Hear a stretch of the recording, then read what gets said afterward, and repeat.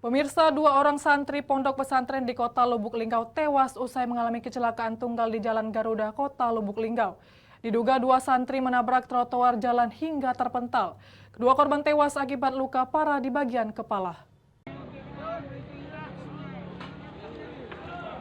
Warga di Kelurahan Lubuk Aman, Kecamatan Lubuk Linggau Barat 1 dihebohkan akibat kecelakaan tunggal yang menewaskan dua santri di pondok pesantren kota Lubuk Linggau.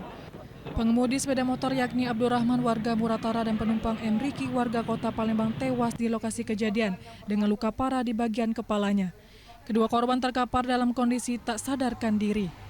Warga Kelurahan Lubuk Aman menceritakan kejadian berawal dari sepeda motor dari arah pasar hendak menuju ke arah Curup, Kabupaten Rejang Lebong. Diduga sepeda motor yang dikemudikan korban dalam kecepatan tinggi dan mengalami hilang kendali lalu menabrak trotoar yang ada di sisi kiri jalan, hingga kedua korban terpental dari sepeda motor yang dikendarainya.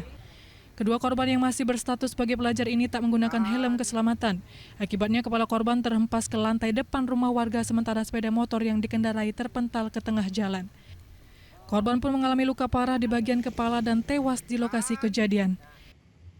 Dari saksi mata yang lihat, nah, dalam kondisi ngebut mengakibatkan goyang.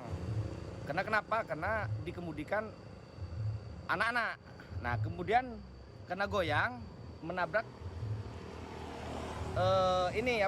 trotoar sehingga terpental, mengakibatkan kedua korban mengalami luka di kepala cukup parah. Dari Lubuk Linggau, Sudirman, iNews melaporkan.